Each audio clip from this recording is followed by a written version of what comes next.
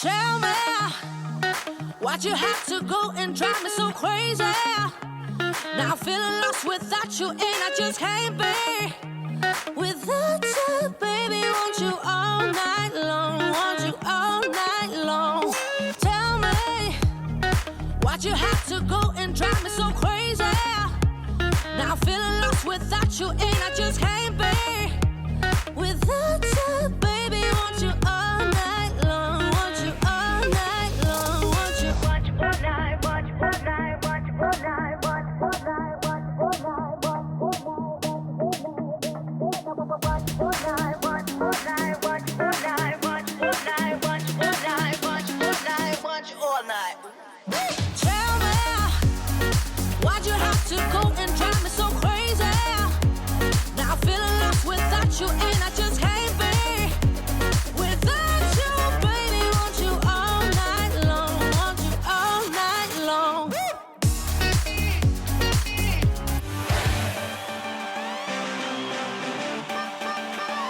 On the list today is changing out the bathroom sink faucet. Because it feels man hand. Yeah, these little nubs, no. It's because the faucet is just so low to the bowl. I mean, it's hard to get in there and wash either your hands or anything without splashing everywhere. And on the splashing side of the house... Yes, it is wearing away the wood behind the sink. So it's that little thin piece of kind of veneer that's underneath the medicine cabinet and right above the real tile backsplash. So we're going to cover that to keep water from wearing it down and really making it look bad. Yeah, and hopefully we can do this without some choice words and without me putting her in a headlock. Probably not. Because, Yeah. you know, I like to do it my way. Exactly. He likes to do it his way. That's why normally when I do a project, I just do it all by myself. Ditto. It's much safer that way, right? Yeah, it is. I have a very tight space under the sink, so I'm looking at maybe taking the door off. The connections are in the upper back corner of this small cabinet, so it's going to be a little tedious. Say that again? Already a snag. All right, step number 1. When disconnecting your water lines to your sink, turn the water off. And did we do that? No, we did not. Good call. We did not. So I need to go secure the water outside first. Yeah, it might be a good call. All right. I think that's close enough. All right, so I got a little ahead of myself here, just trying to figure out what I needed. Our old faucet had the plunger-style drain. So you push this down, and obviously it pulled the plunger down, and you could fill the sink up with water. So that's what this old one has. So the new one does not have that. So what it has is a plunger style. So it goes down and seals inside. So what I had to do was remove the whole drain. So I pulled this metal piece out, cleaned out. I'll have to clean it out again, but got most of the plumber's putty off. And then the new drain pipe is all plastic. This piece screws in like so, and then it pops down and secures your water. And it looks like it'll be easier to clean too, to get in and out of. So that's what we're working with now. So I'm going to start by putting the drain in itself. So the difference between this one and this one is metal, and it required plumber's putty here. The new one is plastic, and it has a rubber gasket, and it fits nicely in there. And then once we secure it from the bottom, it'll snug down, and that gasket will cause itself to tighten up and create a great seal. The only part of this new sink and sink drain that requires plumber's putty is the base plate that goes on the counter itself, and then it has another piece here that sits on it. So I think the plumber's putty is just to keep water from getting up underneath it and whatnot, creating a better seal. All right, so plumber's putty is on. Now to put this cover on and kind of seat it. See that putty coming out. Once we tighten it down some more of that will seep out. So put that there. And now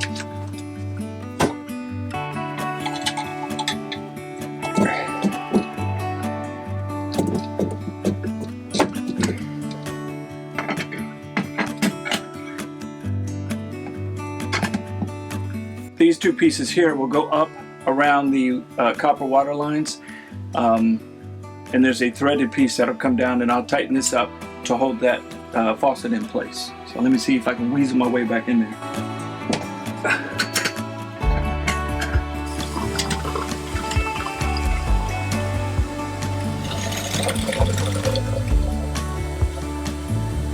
So far so good.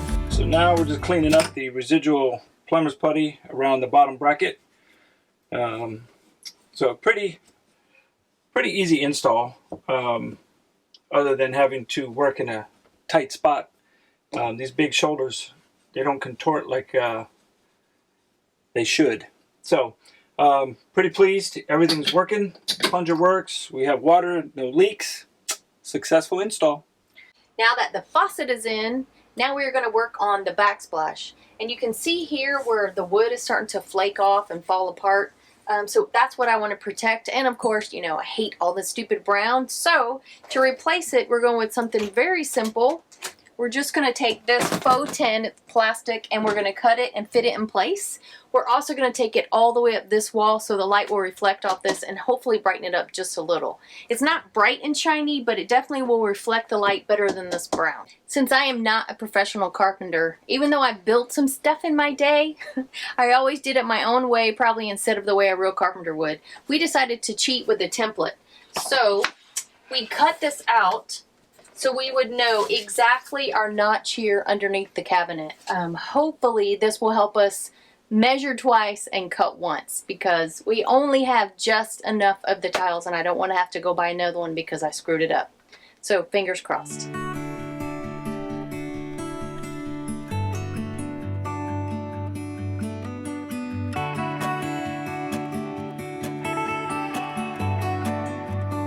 Check it out, we've made some serious progress today. So we have the back all cut underneath here. The difficult piece with this stupid little lip is cut and nobody died in the process. And then we have the next tile up there, but as you can see, we still have a gap. So even though we didn't waste any tiles and screw up any cuts, we still have to buy another one because we forgot about the allowance for the seams lining up. So either we don't let them match or we buy a new one, so we're buying a new one. The other thing we have to go get are more border pieces. We actually ended up needing more than we thought we would. So this project is on hold until tomorrow. We finished it! And I absolutely love it. It turned out so much better than I had expected. I know we didn't show you guys putting up all the tiles, but really it's cut with scissors or a straight edge and put up with double stick tape. I know you guys are all smart enough to figure that out without watching every little tile go up.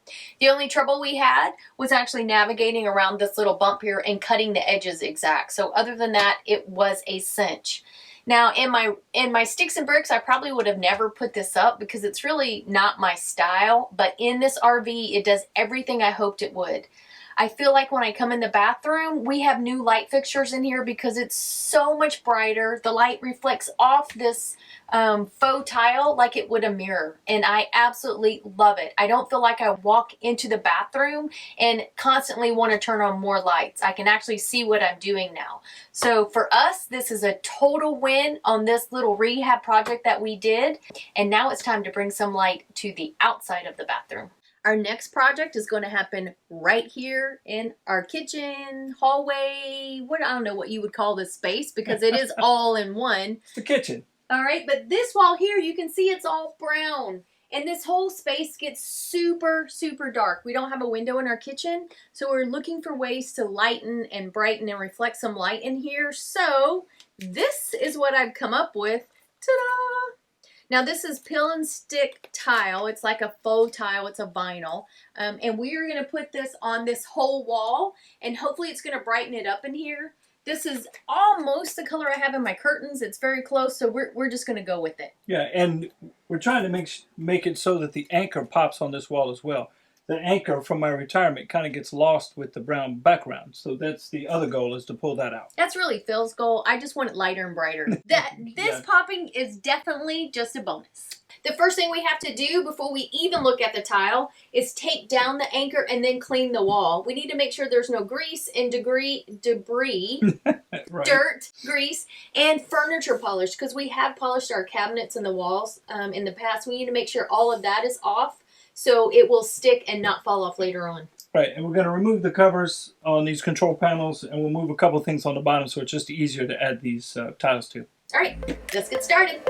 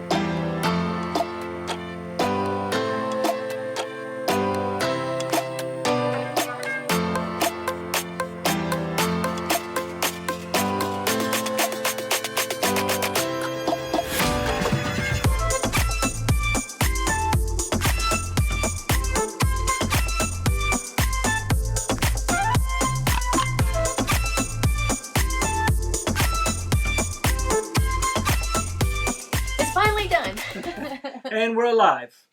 Yeah, actually it went pretty smoothly, right? And we're smiling. Phil did everything I told him to, like he's supposed to. Right. Okay, maybe not, but it sounded good. All right, we do have some lessons learned here. What you don't know is we started the camera and then turned it back off, and about an hour and a half later, we actually started putting the tile up again. Yeah. So it's not as easy as just peeling and sticking, I can tell you that right now. And I think what made it more difficult is we, of course, decided to get round ones instead of the linear. So subway tiles, because they're all straight line, I think would be much easier. Yes. Or any of the other just straight line tiles, the rectangles, as opposed to the circles. Yeah, because you have There is a trick. You have to line these things up kind of like so they're overlapping, and you have to get it just right. And when we first started out, we were going right to left, and it wasn't working. So we had to stop and reevaluate. And redo it. Yeah. So you have to stop and start in the bottom left corner because everything overlaps from there. Right. And we only messed up one square. These are 10 by 10 squares. And that was the first one we pulled on and pulled back off. Yeah, so we kept it. We're going to add it. We're also going to do behind the TV as well. So we think we can salvage it back there, and we have just enough to do that. Yeah, and we will do trim piece on the top when we go to Tiffin the next time, because they make all of their stuff there. So we want an exact match. So we'll get one for the top. I'm not sure if we'll do one on the side. I don't think we necessarily need it. They are really, really thin, so I'm not worried about seeing the edge from here. It's just, it's not perfect because we had to cut it. Yeah, but other than that, I think it came out really good. Yeah. And it's already adding extra light in here, and that was the goal. For those perfectionists out there, you got to get over it. I had to get over it. The first one I probably laid down and pulled up like 20 times. Yes, you can see the lines a little bit. Mainly, it's just this one right here in the center. But for the most part, when you walk in, unless you're going up looking, most of the lines just kind of blend in together. Yeah, and I mean, even after we've been staring at it for a while, looking at it, I could see the lines, but when you first walk by it, you can't. And the first person that comes in and says, hey, I can see the lines, well, guess what? You're out. I'll show you the line to the door. No, just kidding. It turned out really good. Yeah, and one thing to note too, if you decide to do it, there is going to be a corner where you have 4 towels meet up. That corner gets really thick. So we peeled some up and kind of cut the corner off a couple of layers deep. So it's not, you're not stacking 4 high right there because you could see the kind of bubble where it got thick. Yeah, but other than that, I mean, it definitely was worth it. I do love it. I think if we would have thought this out in the very beginning and walked it through, these before we tried to stick them, we would have probably painted this wall behind it. For sure. If you hang anything on the wall, your grout color should be the background color just in case there's imperfections. And we did not paint, nor did we want to paint. And that's why we have this going up. So if you want it to be better and easier to hang, painting it first would do that for you. Yeah. As you can see behind us, we did finish the tile behind the TV. And it turned out pretty nice. I love it. The color, just the pop behind the TV, and no longer boring brown. That's right. The tile, we had a special order it through Lowe's, and we got about 9 boxes, and each box came with 4 peel and stick tiles. And they were 10 by 10 each. Right. So they were just over $16 a box. Yeah, not too bad. Yeah, so to me, it was worth every penny. Oh, absolutely, especially in the kitchen side, because it definitely brightens it up, and now you can see my anchor hanging on the wall. Yeah, he was pretty excited about that. The anchor that, of course, I made. That's right. All right, so next up was our change with the bathroom faucet. Yeah, and that was a easy fix as well after I turned the water off. DIY tip number 1. And it was a really nice upgrade from what we had. We had a lower faucet into the bowl, so when we were washing our hands, water would splash everywhere. This one here, we love it the minute we put it in. Yeah. It's a Pfister 1-hole, 1-handle bathroom faucet. We got it at Home Depot, and it was $79. Yeah. So to me, that's totally worth it. We no longer have to actually put our hands in the bowl to wash our hands. So we can use it like a normal person would. Well, normal like her, I guess. I'm splashing everywhere according to her. And then the other piece in the bathroom with the faux plastic tin looking tiles that we put up, those were fairly easy to do. Just a minor cutting that you saw in the video. And those are 2x4 panels, and we got 6 of those, and we got some of the edging to go around it to dress it up. And it has totally changed the bathroom. Light pops in there like crazy. It's like we added a whole new light fixture in there. I really, really love it. And that was hung really easily. We used the Gorilla double stick tape and it went on without a problem. And after we finished it, Phil did a bead of silicone caulk around the edges, around the actual tile on the sink, and it looks fabulous. Every project we did definitely was worth every penny, and we love it. Love it. Since we had nothing but time, and we actually started the projects, or purchasing what we needed before we had to do the whole self-isolation and the corona thing. Yeah. So this just kind of forced our hand to get it done, or who knows, it may have just sat around waiting for that time to do it. So this was the perfect time to do it. Yeah.